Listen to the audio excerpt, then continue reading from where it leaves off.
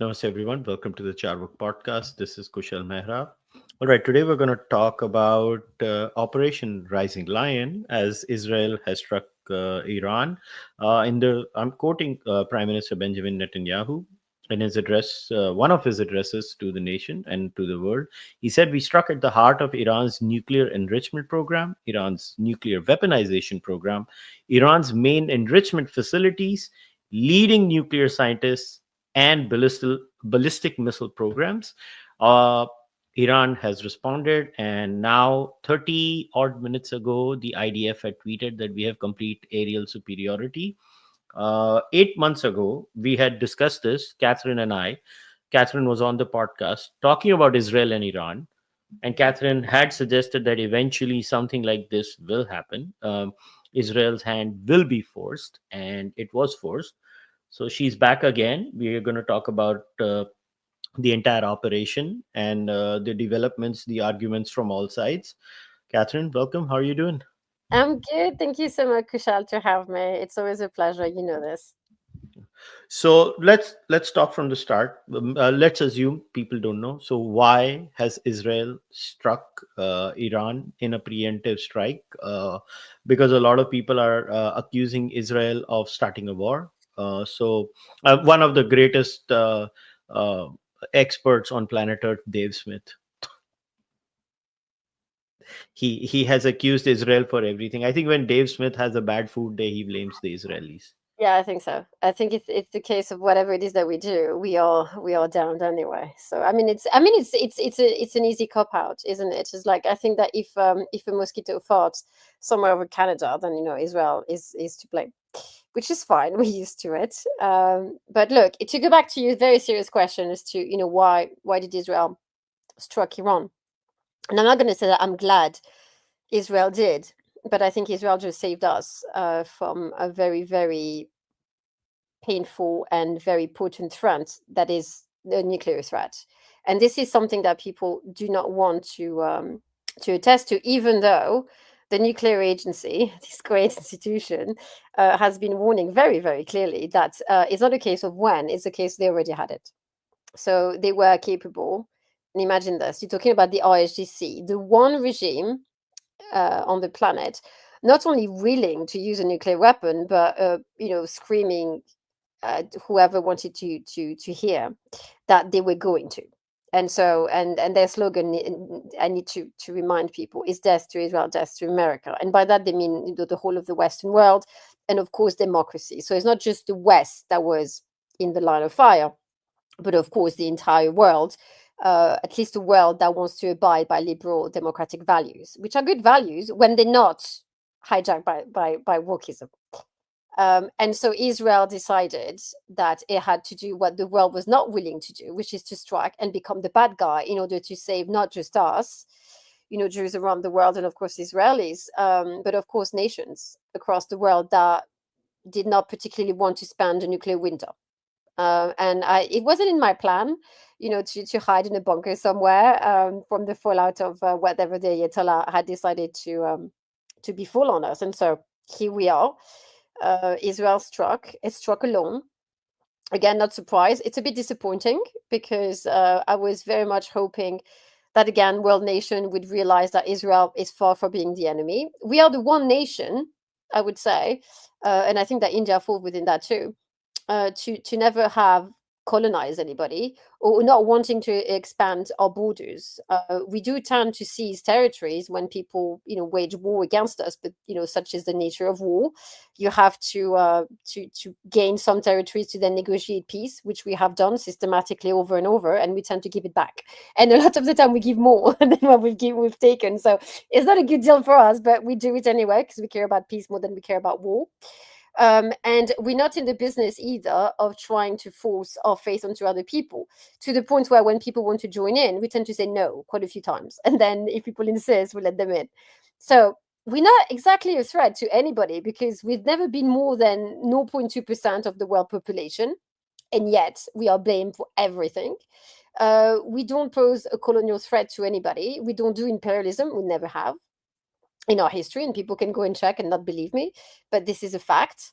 And yet we're being accused of all of the above, and I don't understand it, other than the fact that it's a clear case of anti-Semitism slash anti-Zionism, and here we are, and Israel is being once again blamed for everything. When people again are far from realizing that should Iran have decided to launch a dirty bomb or whatever, an actual nuclear weapon, and create yet another catastrophe of the likes of Hiroshima and Nagasaki, which would have been worse too, because obviously now our nuclear facilities capacities are far beyond what we had during World War II. It would have affected and impacted the whole of the Middle East, the whole of Arabia, the whole of the greater region, and Asia, of course, and Africa. And so, was it a good idea to let them do so? My answer is no. People may disagree. I'd like them to revisit history books and look at what happened in Nagasaki and Hiroshima. It wasn't fun, and I wouldn't expect them to want to put their people through that. And yet, they criticize Israel. What evidence has been provided as far as uranium enrichment and the critical levels that are needed for Israel to take this preemptive strike as far as Iran is concerned? Because we need to talk about the evidence bit Sure. also. Sure. Well, look, Israel has gathered its own intelligence, and no, it wasn't me. Uh, and so Mossad was, of course, involved in collecting intelligence, and they have people, placed in very key places in Iran, even though the regime would like to admit that it's not the case, but it is. Iranians have leaked information, and that is available online. I mean, the Jerusalem Post, for example, has been a really good source of information on this. The Jerusalem Center, too, has published countless reports and briefings, intelligence briefing on the matter. But most importantly, the nuclear agency. And I think this is the most reliable in that it has been vetted by the United Nations, even though I'm not a huge fan of the United Nations, but we have to admit that in terms of sources, people like to rely on those because they're supposed to be objective and impartial.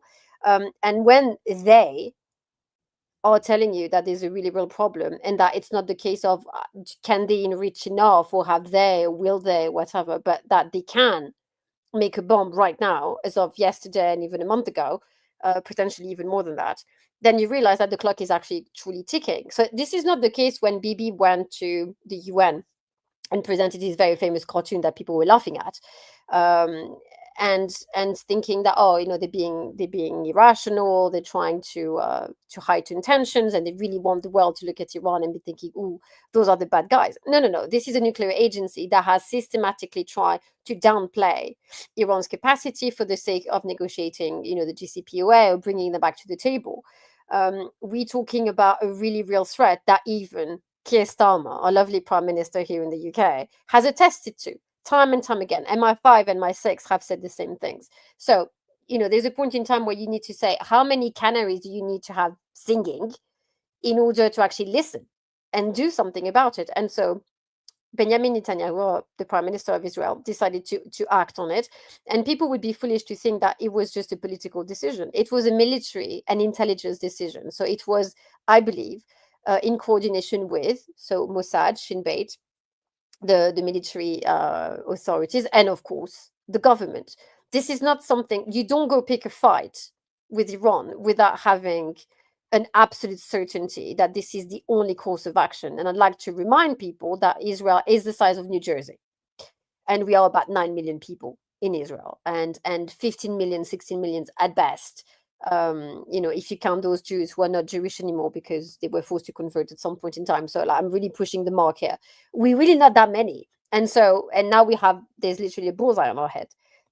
So for Bibi to take the risk of putting not only the diaspora but Israelis at risk of potential death or attacks outside of Israel, something rather dramatic had to happen, and it did. Is that we faced annihilation, and so we had to act. Now, there is a lot of confusion about whether the Americans are in it or not. Donald Trump, just let me put it on record. Everybody knows I'm not a fan of the guy, but he seems to love to claim things that he doesn't do, and never claim things that he actually has a hand in. He had Did no you? hand in the India-Pakistan ceasefire. Mm. He claims that he got some weird trade. He keeps talking about trade. And here, when it is quite obvious that Israel can't do something like this without the Americans giving it a go ahead, let's get real. It just cannot happen. The Americans seem to be in the mode of plausible deniability. What is the actual situation? Are the Americans in? Are the Americans out? Where are the Americans in this entire scenario? Well, look, I'm going to tell you what I think. So it's not gospel, but of course, I mean, in my mind, there is no situation where America would not be involved in this kind of decision making. We would be foolish to think that the many times that Bibi went to Washington and phone calls were made, and Trump also visited the Middle East, that it wasn't an exercise in let's try to convince everybody and come up with a plan. I think that the fact that Trump went just a while back to Saudi Arabia and then went on to Qatar to be meeting with everyone was in my mind. I mean, of course, he made deals, and the natures of the deals we're not quite sure. I think he went beyond trade and military agreements. I think it was a case where things were discussed, information was shared, and people had to come to terms with the fact that Israel was going to do what he just did yesterday. I mean, on Friday. And so I think that Trump knew. Of course, he's the man that doesn't like to start wars. He likes to claim that he was the one to make peace. And so he's not going to come up and own it and say, oh, hey, guys, I'm the one who authorized the strike against Tehran and against the rest of the nuclear facilities in Iran. So, of course, he has said nothing. Now, if you look back just a few days before the strike, you will see that Trump ordered for all unnecessary personnel in all embassies across the Middle East to go home. So that tells you, if you're a military man and you understand the way that those things work, you understand that this is phase one, usually, before an attack is being launched. And so for me, the signal was definitely on. I also knew that it had to happen on a Friday for the very simple reason that it is a day off in Israel, Friday, Saturday, of course, for Shabbat. It's also a day off in Iran because they go to the mosque on Friday. And that means that in terms of civilian casualties, it would be a lot more manageable because people tend to be home and maybe away from motorway and things like this where they don't commute to go to work because they're not working. Businesses would be closed, which means that in Israel, should there be like a counter strike, there will be less of an impact in terms of the economy and what Israel would have to suffer through.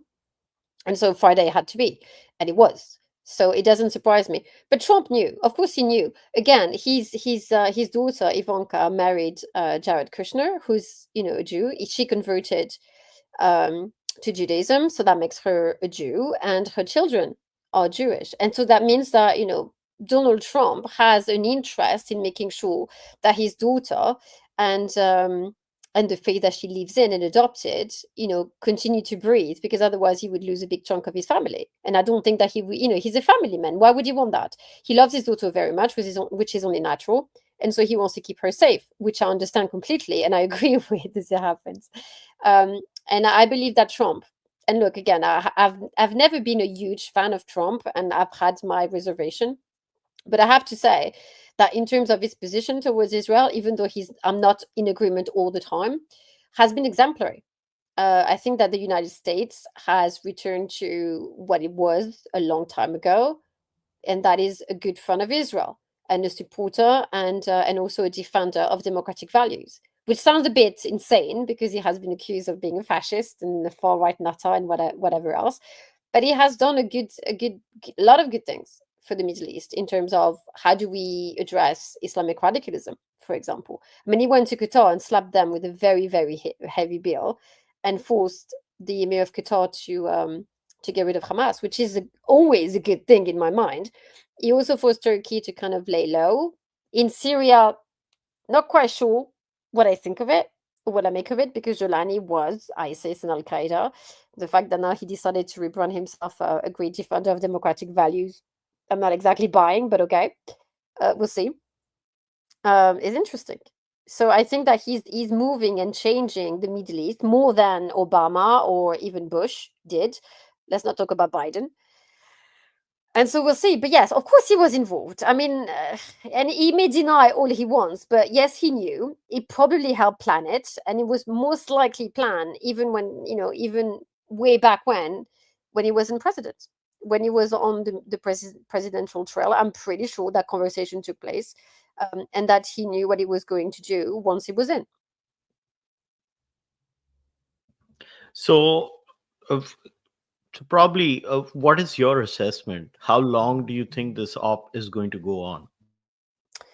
Look, what I do know is that Israel has planned for about 2 weeks war with Iran. Now, what I'm hoping for is that it's not going to last as long, because no, but I don't like watching my beautiful nation go up in flame. It's not nice. I don't like to see drones in direction of Tel Aviv or Jerusalem or any other city in Israel. I don't like to see people die or hurt. I do not like to see Iranians suffer more than they have to, because they have suffered since 1979, and enough is enough. I don't like to see people scared. It's not nice ever. It's disrupting the region altogether, because obviously all flights have been cancelled across the region. It's not just in Israel and in Iran, but of course Jordan, Saudi Arabia, and Syria, and Iraq. So now what I would like to see is for Iranians who are hungry, really hungry for freedom and change, for them to take this opportunity and do something about it. They have been screaming for Khamenei to die, which is, I mean, it's up to them to decide what happens to the man. I know what I would like to see happen, but it's not for me to say. Now is the time, because I don't think. Well, I mean, if not now, when? Because that's it. We. It's not so much that we came and helped them, but we got rid of a threat. I'm so sorry. We get rid of a threat, and let me hang on a second. Let me. I thought I just quit it. I'm so sorry, because I thought I had cancelled it. Clearly not. So we came, we conquered, we delivered a blow to the regime that is unlikely to recover from easily. So now is the opportunity. It's a historical opportunity for them to take the country back. So how they want to do it is completely up to them. But I beg of you, do it now, because we're not going to keep doing it. We can't. It's not our country to free. It's for you to claim your own freedom. And I would not advise any one nation to rely on others to get freed. Freedom has to be earned, and a lot of the time it is painful, but you have to. I mean, I remember a time when India freed itself from the Brits, and they did so quite painfully, but they did so, of the strength of their own back, and they earned it, and they claimed it, and then history became theirs. It's not nice, because for me it's a form of weird colonialism when another country comes to your aid to the point where it does what you should have been doing yourself. Don't know if you agree with me or not, but it's I think it's important and healthy for a nation to claim its independence on the strength of its own arms, and its dedication to that freedom. Now, from an operations perspective, can you tell everybody about the entire top brass of the IRGC being wiped out? How has Mossad managed that Do along you with want the a idea? story? Do you want a funny story? So I don't have the details, but I was told by Little Bird that a phone call was made, and that somebody, I don't know who, managed. We're going to call him Helicopter, because this is what people like to call these elusive Mossad agents. So Ellie managed to get a lot of people into one room, and boom, it went. And so they were gone. And I think there's something quite poetic. And it's not that I rejoice at people's death, but I mean, quite frankly, those people, had to be eliminated. And since you can't ask them politely to retire because they refused, something had to be done. And such is the nature of war. So people may, distaste the sight of blood. So do I. But I'm a strong believer that if compassion and the willingness to not harm life leads to the sacrifice of the innocent, and sacrificing even more lives, innocent lives, then it becomes a sin. And so strength had to be shown. And I think that Israel did it, and did it beautifully, because it was limited, it was targeted, and it was contained. And so those people who are truly the architect and the mastermind behind everything that the RSGC is in terms of horror and butchery were taken out. And I don't think that anyone should cry over those deaths, personally speaking.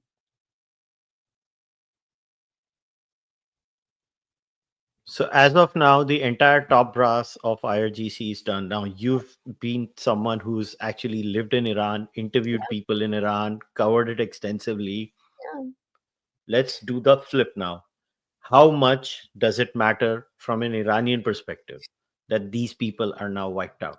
Tremendously, tremendously. Look, if you remember, and this is where I think it's quite interesting, if you recall everything that happened with Hezbollah and Hamas, when all the heads were taken out systematically. I mean, you had Nasrallah, that was quite biblical. And then, of course, you have Haniyeh and Sinwar. All those people were killed. And systematically, every commander that came up was taken out. I mean, they had the shelf life of about 12 hours. So it's like, it's you know it's like fruit, or meat on a plate under a very hot sunny day. It doesn't last very long before it goes bad. So they were taken out systematically, which means that suddenly an entire population who may have thought at some point that it was quite comfortable, or I would say useful for them to buy into this whole narrative of violence and indoctrination and radicalism, and that it may offer them a career, a profitable one at that, may want to think twice. Because, of course, now to recruit members of Hezbollah, good luck, because they realize that there's a price to pay, a heavy one, because you die. Same thing with Hamas. And so now people are thinking, okay, do I really want to promote the idea of a regime and the narrative of a regime that guarantees me almost certainly death within 12 hours, if not less than that? And so it's going to be very difficult also for the regime at home to impress on people and Iranians that it has the capacity of actually doing harm to those who oppose it. Because if you cannot guarantee the safety of your top brass commanders, then what are you good for? How can you maneuver any military operation if the top brass of your command and ranks are taken out every 12 hours? Good luck trying to do anything. Good luck coming with any form of a military strategy. You won't be able to, because obviously if they die every time that one comes up, it's going to be very complicated. And I think that the psychologically speaking, it's going to be a huge blow. And now suddenly, those people who were thought almost immortal and untouchable by great many Iranians, in that they were so powerful, so above the law, that how can you get to them? How can you make them pay the price, the ultimate price for the betrayal that they have committed again and again against Iranian people by stealing their daughters and sons? Now they realize that those people are actually mortals, that they can be killed, that they have been killed, and they will continue to be killed unless they give up the lunacy of a regime. And I want to believe that Iranians will suddenly, it's not so much find the courage, because they are very courageous. It's find the strength to come together to then, as a common front, attack the regime, and understand that freedom, will be found on the other side of this. Now let us talk about the people. Hmm. There are many surveys, there are many other things in Iran that talk about that the regime and the people are one thing and the other. There is no connection between the regime and the people. And even someone had asked this question: is the larger plan regime change in Iran and bringing back Reza Pahlavi? What is the end game in That's a this good entire question. process? That's an excellent question. Look, as far I'm gonna talk to you from an Israeli perspective, okay? So as far as Israel is concerned, Israel is not interested in regime change. Israel is interested in eliminating the nuclear threat. That has been done. Israel is interested in eliminating the military threat beyond that of the nuclear, and that has been done.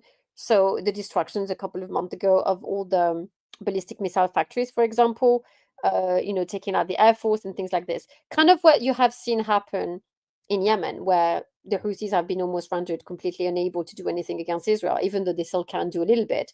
But it's going to be very difficult for them to replenish their ballistic missiles, for example, because they don't have the factories anymore. Nor do they have an airport or seaport, for that matter. And so Israel decided to be very tactical and remove the threat as far as it is concerned.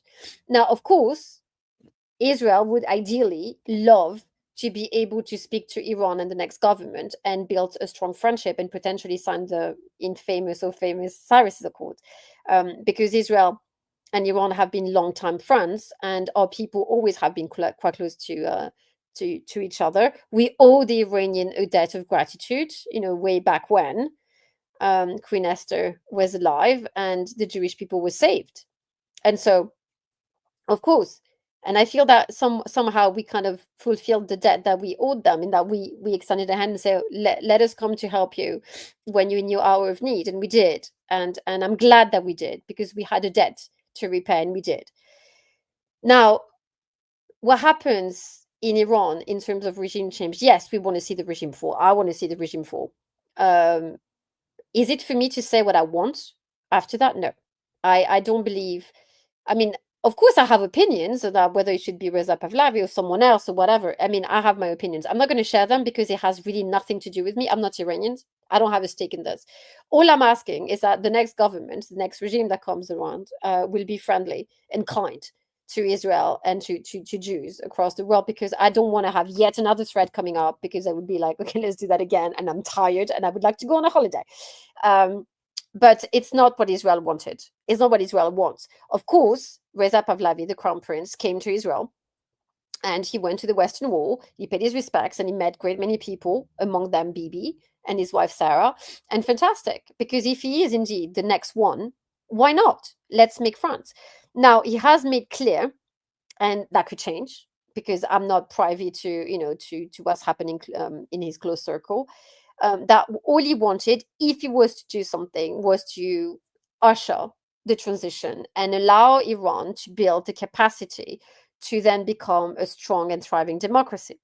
Now, whether or not you believe that a monarch, a king, a shah is the best one positioned to do so, I don't know.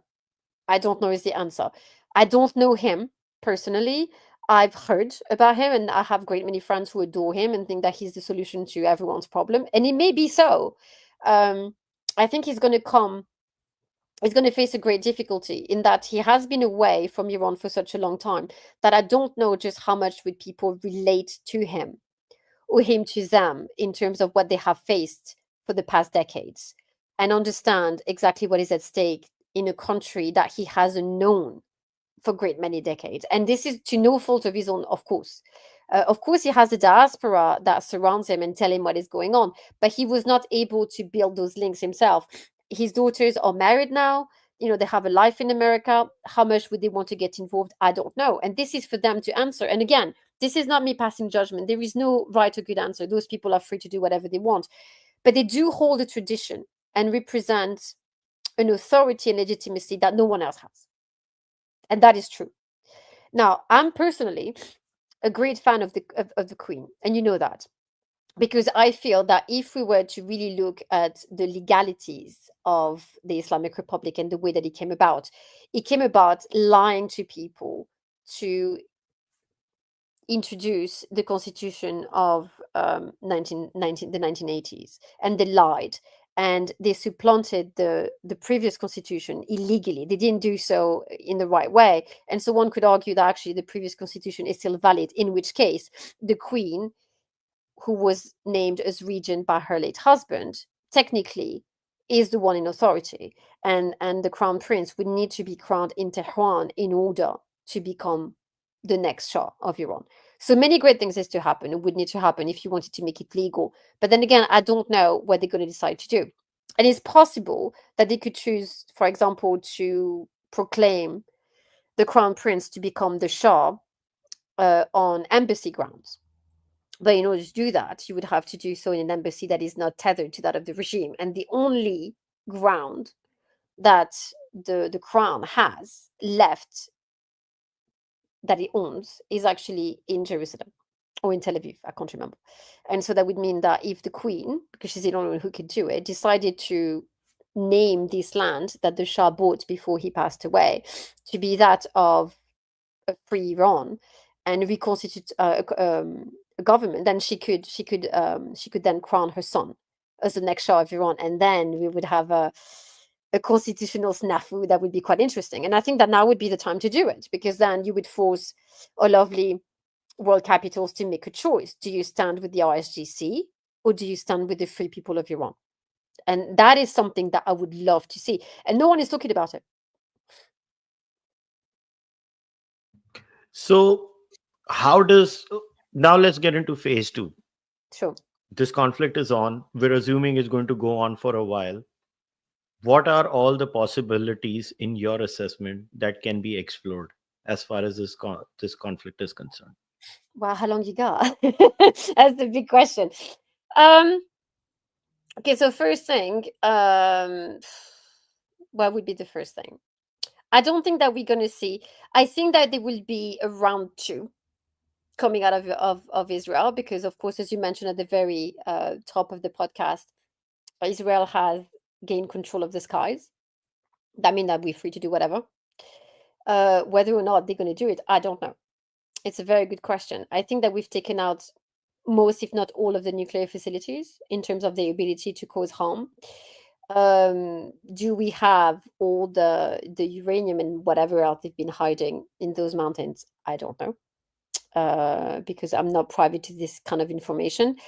Do we want to further enable the revolution or the opposition to gain control over Iran and force the military to flip? Because something's going to have to happen on the ground. Because, of course, Iranians don't have weapons. The military has that. And in Iran, there's a structure that is quite interesting, which is not natural to most countries, where you have the military that the regime never actually trusted because, of course, they were the one. It's not like they betrayed the Shah, but they gave up. And so the country was taken over by Khomeini way back when. So the regime has always been very, very wary of the military, fearing that those men who were a long time supporters of the Shah would eventually flip against the regime maybe one day. And we might actually see that. And so Artesh, the military in Iran, has limited access to weapon, and the weaponry that they have is quite old. But it would be enough for a revolution and not an uprising, for sure. Now you have the RSGC, which is literally the private militia of Khamenei, the Great Turban, and they are quite dangerous. They are very powerful, but now they realize that actually Khamenei is incapable of doing anything. Mushtaba, his son, eldest son, and the one who would like to become the next supreme leader, has proven to be also incapable of doing anything against Israel. And so I think his authority has been severely damaged, if not completely shattered.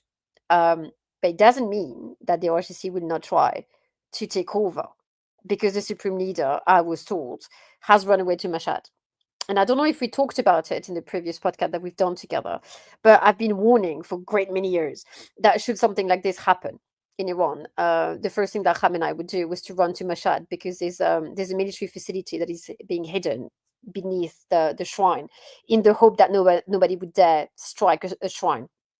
Just like Hamas is hiding behind under and behind hospitals, they're doing the same thing in Iran.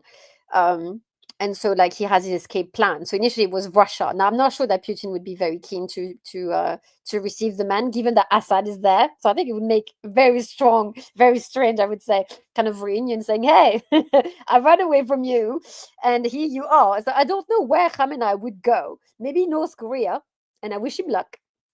I'm not quite sure. There's a worry, and I think that India should be concerned about that.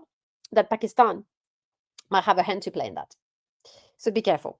Is all I have to say, because and you know this, but the Deobandi movement has a lot of ties, even though they like to deny them, to Shia Iran. And I'm not, when I'm saying Shia Iran, not the good kind. I'm not talking about a faith. I'm talking about radicals who have played sectarianism as one would do a violin, to better sow chaos across the region. So I think that this threat coming out of Pakistan for India is very real indeed. And what I worry is that because Iran will be incapable to oppose Israel, it will give up on Israel and will turn its eyes towards two things. It's the conquest of Arabia. And by that, I'm talking about this agenda that the regime set out a long time ago. And we talked about it, and I've written about it extensively. This hate towards Israel was very just a Trojan horse. In that, yes, Khamenei would like to see us dead. Khomeini did too. Many, many would like to see us dead. And when I say us, I mean, I'm talking about the Jewish world in general. For one reason and one reason only, is that we have the propensity to say no when people ask us to bow. We just don't like to do it. We don't take a knee. We take a knee to each other, and we take a knee to whoever we feel is strong enough to lead. We don't do so because we force. We tend to not want to convert or adopt other traditions because we have our own, and it's not a question of what about if it's better? Well, we tend to stick to ours because they've been tried and tested and they work for us quite well. And we're annoying people. We're quite stubborn. So we do what we have done for many centuries and millennia, and I think we're going to stick to it until the end of time, and that's okay. So now it means that the real agenda, which has always been the conquest of the Islamic world, and that would mean, from a Shia perspective, that is a minority, to claim ownership of the two holy cities, Mecca and Medina. And of course, that means that Jordan, the Hashanab Kingdom of Jordan, would have to fall, that Sunni monarchies would have to fall, and of course, Al Saud will have to fall. Now, I think that Mohammed bin Salman has been a wonderful crown prince. And again, I had my reservation quite early on, but he has proven to be incredible. And I'm eating my words because I was quite critical of him, but he's fantastic. What he has done with Saudi Arabia is incredible. He's a very pragmatic leader, so that means that he doesn't let his personal feelings cloud his judgment, which is the testament of a great leader, I have to say. And I'm not saying this because I'm trying to suck up to Saudi Arabia. It's just reality. And so I fear that Iran will revert to covert colonialism, and by that they will reinvent another form of radicalism, use Deobandi. And if you recall, just a couple of months ago, I think it was, you had one of the mufti in Pakistan somewhere who decided to declare jihad against Israel, calling on all Islamic government to follow suit. And he argued that those who wouldn't would be, of course, working for the Zionist entity, meaning Israel. And I thought that was quite interesting because, of course, it was right around the time when the great mufti of Saudi Arabia in Mecca came out in criticism of Hamas, saying that those people were not Muslim for what they've done to the Bibas family and butchering those innocent babies, and they've done this in a horrible, horrible fashion. And for the first time in a very long time, you had religious leaders from the Muslim world coming out in condemnation of butchery, which was wonderful and welcomed. And that's quite telling that there's been a change in terms of the tone that is being used in Saudi Arabia and across the Sunni world, that they are giving up radicalism, moving towards, I would say, enlightenment, and understanding that Islam as a faith cannot exist in bloodshed and crusadic feelings and sentiments and ambitions. And so now Iran will have to stir trouble. It would have to be very sectarian. It would have to use its diaspora because, again, the Shia radicals have elected homes across the world. That's a problem in the UK because the Deobandi movement literally has an HQ here, so very comfortable for us here. But it's also very dangerous for countries like India and anyone in the path of, because now that the West, what is west of Iran has basically failed. I'm talking about Hamas, Hezbollah, and the Houthis. Assad is gone. It has been replaced. And Iraq is literally like on the side of America because who else are they going to be supporting? Iran has only East.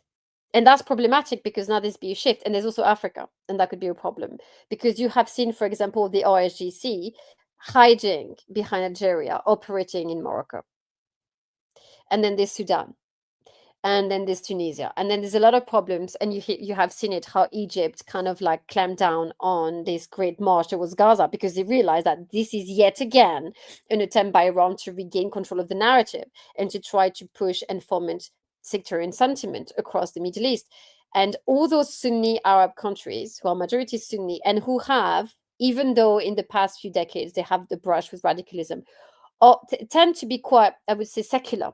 They used to be. If you look back at Egypt in the 1950s and 60s, there's a famous speech that was given by Abdel Nasser, the president at the time, who was laughing at the notion that Egyptian women could be forced to wear a headscarf, and then you fast forward a few decades and you're not laughing anymore.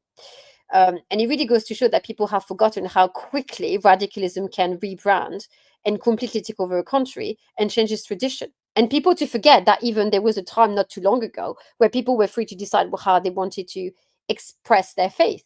But now that was taken away. And so this is what Iran's going to do. So for me, those are the big things that we need to look after. as far as Israel is concerned, I think it's done. Israel is safe. Israel has demonstrated that if Iran is trying to take us on, it's not going to work out for you too well. You might want to give up. Iranian, historically speaking, are not confrontational. What they do is very sneaky. They tend to be acting from behind other people, so they always have, um, a proxy to use because they Explain do. this. Explain this bit. This is very important. So, and I hope that people will not understand this as me trying to be rude, or try to diminish the quality of the Iranian people, but they are carpet maker. That means that when you craft a carpet, you have to think of a design, a very complex design, long before you start tying the first knot. Now, when you start tying your knots, if you look from up close, you don't see the pattern immediately. It's when it's done and you take a step back, then you can see the magnificence of it all. And then you realize, just how much strategy and thinking went into it, as well as art. And this is literally the definition of the art of war in Iran. Now, Iranian do not like to wage war because, historically speaking, again, they've been sandwiched between very powerful neighbors. And so you don't take on Russia, for example, easily. You don't take on Turkey easily. I mean, it was way back when it was the Ottoman Empire. You did not take on the Ottoman Empire and hope to leave the day. So you had to use proxies. You had to use more, I would say, insidious techniques. And that's what they have done. Now, Iran could have a long time ago decided to wage war Israel. It didn't. It used proxy. It used Hamas and Hezbollah and the Houthis. Why? Because, first of all, Israel was never just the end game, but Saudi Arabia was. And again, what did Iran has done for the past few decades is to try to make deals with Saudi Arabia to put the giant to sleep. This is what they do. They're very crafty. They always pretend and appeal to people's desire for peace, and themselves don't like to wage war unless they absolutely have to. But what they do is tactical strikes. And you can see they do the boiling of the frog, where they try to erase a nation's ability or willingness or want to defend themselves by slowly eroding at their defense, and also always eating a little bit more ground, and to make you tolerate a little bit more pain, and to make you think, okay, so 5 people died today, tomorrow maybe 15, but you're thinking, yeah, but it's not 100. So do I really want to strike hard and have a confrontation that may cost me so many more lives? And every time the answer is no, and has been no in the West, because Iran understands and draws a psychological profile of its enemies. It's very clever. Iran is not an enemy that you could dismiss so easily just because, they dress funny or sound funny, or they may appear to be quite weak in their manner. The mannerism is always quite toned down because they do not want to look like they are actually high and mighty and powerful indeed. But they are. They are very dangerous people. I mean, you have seen it. And this is something that people need to take into account when dealing with Iran. You are not dealing with a culture that is out of the West. You are not talking about a Churchill, just like waging war against Nazi Germany. No, no, no. This is not a Hitler deciding to take over Poland and Belgium and France. This is a nation that, again, builds over centuries and decades and even millennia a plan. They are thinking 500 years ahead. We're not dealing with a republic per se. When a monarchy, for example, like Saudi Arabia, plans ahead, it plans 200 years ahead because they can. It's a monarchy. Now, when we do this in the West, you're lucky if we can plan 2 years ahead because there's there's a cycle, there's a political cycle, and so politicians tend to say, okay, how long do I have? And so that gets taken into account. Now in Iran, they have hundreds of years of planning, and so we've been caught in the net of that. Two more questions I had in my mind. There is going to be international pressure. There is going to be anti-Semitism. Greta Thunberg did a wonderful tour. Uh, um, she was kidnapped by Israelis. Of How course, no, dare no, not you? just that, not just that. She was also like she was put in handcuffs in Paris, wasn't she? I mean, she did that to herself. She did. I think she has a kink. I don't want to be rude, but I think she has a kink. She likes to be forever the victim of all things, and she needs to go back to eating, plastic bags, for the love of God. She needs to shut up. Can I just say, how dare you? I know. I dare you. It's just she's incredible. Do you know what makes me laugh? And actually, you need to go on my Twitter feed because my daughter has done this wonderful graphic, and I was laughing where she put because I've written a few things on Greta because I really like her. I want to tug at her braid. Um, and she's done some graphic and some like cartoon type kind of. It's not Charlie Hebdo style, but she's being quite sarcastic and really funny. And one of them is of activists like Greta Thunberg just exiting by sea on a boat made out of a turban, and I was just laughing because I was thinking like, you are like your mother, aren't you? But that's the side note. But no, Greta Thunberg argued that she was arrested in international waters. She wasn't. She entered Israel without any due process, and so of course she was arrested, as any other nation would do and should do. And then she was offered a challah sandwich with salami. So I mean, she was fed, she was given waters by lovely, very handsome IDF soldiers. She was smiling quite a lot, actually. I think she was flirting with them. And then she was examined by a doctor to make sure that she was okay. And then she claimed that she was sexually assaulted, which I think is a ridiculous attempt to again steal away from what happened on October 7th, because she accused the Israeli of kidnapping her. No, you went home in one piece. You were not kidnapped. You were offered food and water.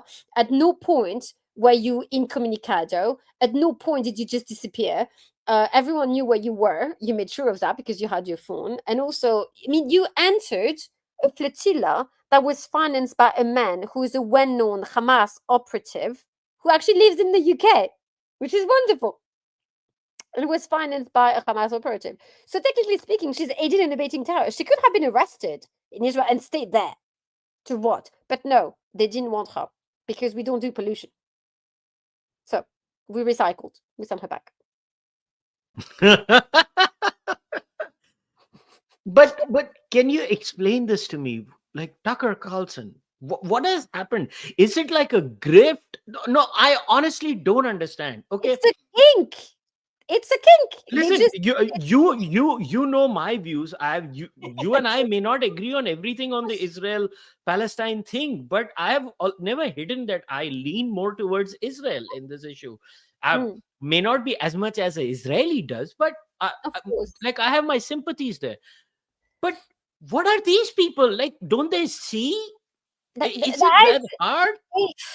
Look, for decades. I mean, I can understand where they're coming from to some extent, but I think they're stupid. Okay, this is my read on things. People may disagree, but for decades, it has been very worthwhile to be hating on a Jew, and being anti-Semitic and anti-Zionist has made careers, and so people want to bank on that and say, I'm going to hate a Jew today because what's going to happen?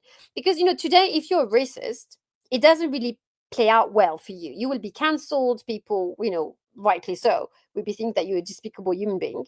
But hating on a Jew is fine.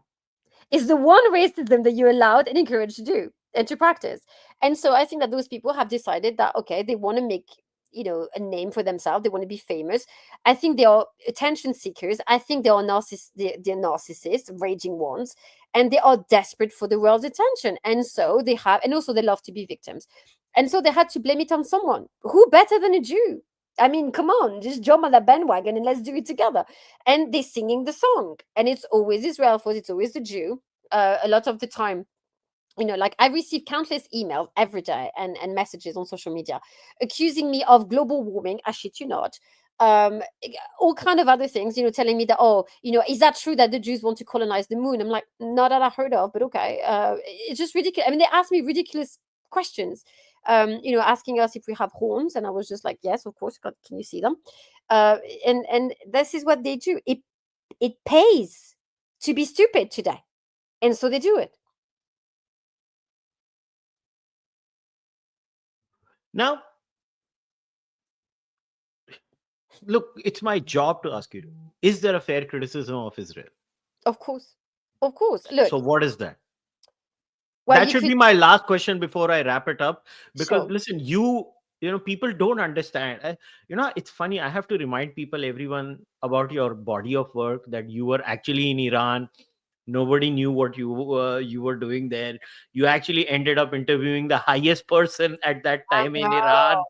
And now you can never go back to Iran. Like, people don't know. Hang on. If everyone gets free, I'd love to go back and not get killed. That's my prerequisite. I want to keep my head.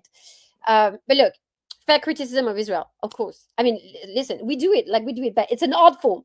as a Jew, we have a prerogative is to criticize everything all the time about Israel, and that's fine. You can criticize Bibi, you can criticize the government, you can criticize the reform that he wants to implement, you can criticize whatever the heck you want. You can even criticize our religious authorities if you want, because it's fair game. You don't have to believe what we believe, you don't have to agree with our traditions, you don't have to do all those things. Now, don't lie about us. If you have a criticism, my ask is this: always make it so that you bring a solution to that criticism, because if it's for the sake of bashing on someone, I think it's useless. Now, if you have a constructive criticism and say, I believe that you should do that because this is the better answer, or at least I think so, we can have a debate, no problem. You can disagree with me, and we do sometimes together. We're still friends, and I value your friendship very highly. But if it's to attack me in my DNA and where I come from, and wish me to just jump back on a train to disappear somewhere in Auschwitz, I would say this is a form of anti-Semitism and anti-Zionism. If you're going to hold Israel to a standard that no one else is held to, then I'm going to tell you that this is anti-Zionism, because you cannot, say that Israel has no right to defend itself, and when it does so, it is the aggressor. We did not start October 7th. You can't tell me that I'm a colonizer on my own land when Temple Mount, has a building on it that does not belong there and was not there a few centuries ago. Because you built on my temple, by definition, I'm not the colonizer. Maybe you are. And, reread history. But then again, it's fine. I mean, people, are free to come and go. Religion evolve and buildings are built. It's fine. But don't say that I'm not home in my home. Don't talk to me about genocide, for example, when we were the one on the receiving end of for many great centuries and millennia, and we have suffered from it. As a result, we're only 0.2% of the world population. Thank you very much. Now, if you want to talk to me about, should Israel do better in terms of tactical strike and preventing civilian casualty? Yes, let's talk about this. Do you want to tell me that war is a bad thing? Always, but we do defense. And so we don't start them. And so any kind of criticism is fine if we go back to the rule of law. We agree that international law is the standard by which we go by. You don't hold me to greater standards than you hold other people. That's all I'm asking. And I think it's a fair ask. Now, everything else is fair game. Criticize all day, every day. It's fine. Look, when you criticize in friendship with the view of making the other better, I believe that it's welcome and it's necessary. We have to, not clash, but come together and be critical of each other and have enough respect for one another to understand that this is done in the spirit of friendship, not because I wish you harm, but because I wish you better.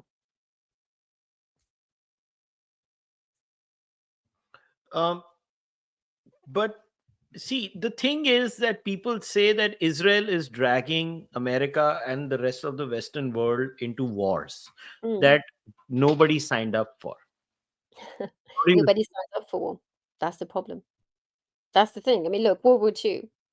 Did Britain drag America to war against Nazi Germany, or did the Japanese do that? Seriously, ask yourself the question, and then you'll have the answer. That's what it is.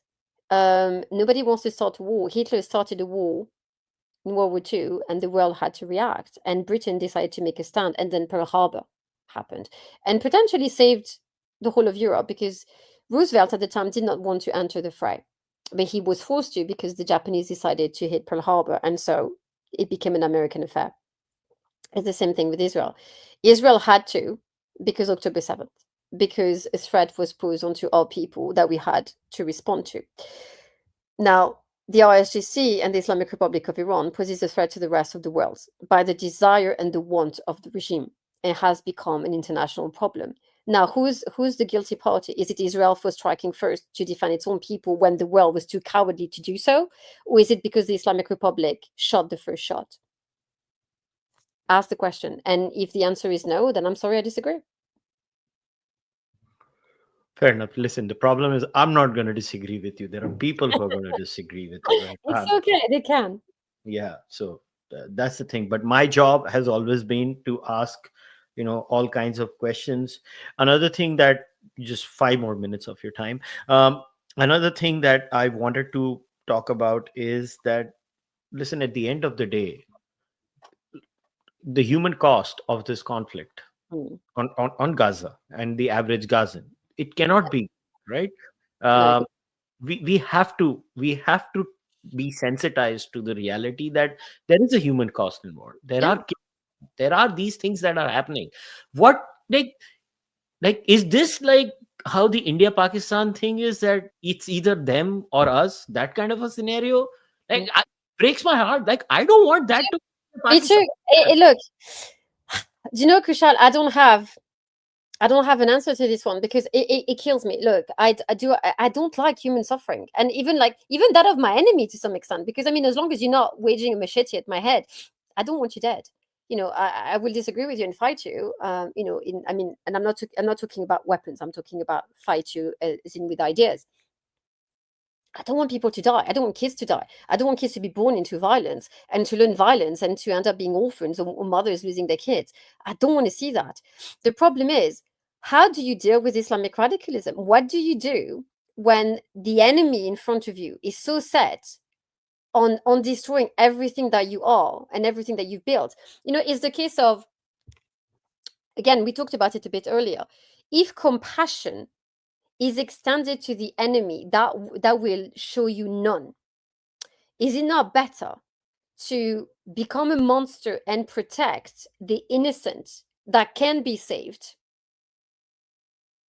I don't know. I don't know. What do we do? Do we choose to sacrifice our children and make it their fight because we were too cowardly to actually rise to the occasion and become the monster that history leads us to be? Or do we we pass this as a inheritance and tell our kids, well, you're going to have to be stronger than mom and dad because I couldn't do it. I didn't have the stomach to do it. I don't know. I don't want my kids to have to make that choice. And so I'm going to take it on myself because I'm willing as a mom to swallow the darkness for my kids so they don't have to know the choices that you have to make when you're faced with that. And it's a difficult one because how do you deal with evil? Because ultimately, I feel it's a philosophical question and a moral one. What do we do in the face of absolute evil? Do we cower and claim morality because we were too fearful of what it would mean for us to take on the burden of that? Or do we do whatever is necessary in order to protect the only innocent parties, the generation who have yet to be born? And honestly, if you have an answer, please tell me because I don't know. I don't want to see Gaza the way it is. I don't want to see Palestine suffer. I don't want to see anyone suffer. I have no ill will or ill feeling towards Muslim, Christians, whoever, Druze, Hindus, Sikh. I don't mind. I think it's beautiful for people to have different faiths and different belief system because I think it's a testament to our ability as human beings to believe and believe differently because of geography, because of the traditions. And I think it's a richness that I don't want to lose because it's important and it allows people to change their mind and to change religion and to believe in something different. And that's fine for me because it's up to people to choose. But do I want to be a coward before evil? I fear not. I don't want to. I want to be the tough one so my kids don't have to be. Fair enough. I think let's end there. Catherine, I wish you all the best. Thank you. You too. You always have a friend in me and an ally And in me. you and me. Look, your friendship, and I wanted to say thank you, has been a blessing. You have been so kind with your time, and I appreciate it very much. So And I look forward to doing many more projects with you in the future.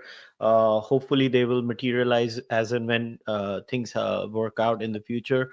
I wish you all the best. And guys, before we wrap up, I want to remind everyone that in the description of the podcast you will also see a link to Catherine's book, by the way, so you guys can go and buy her book too. Follow her on Twitter, X, whatever you guys want to call it. And as far as this podcast is concerned, this podcast is run on memberships or one-time donations. All the links are there in the description of the podcast. So keep supporting the Cārvāka podcast. And I believe Israel is on the right side of history. That's my personal view. I am drawing the line in the sand there. You can hate me as much as you want, but you cannot excuse me of not having a soft spot for Palestinians. I repeat, I'm one of the rare Indian podcasters who's invited Palestinians on the podcast. I good for reached you. out again and again, and they did not come. They did not come. Well, After October 7th, I still invited them. They did not come. I just want to put it on record, but I still believe somewhere down the line we solve this issue. I wish you guys nothing but happiness. All of you, please take care of yourselves. Keep watching the Cārvāka podcast. Go follow Catherine, buy her book. Take care.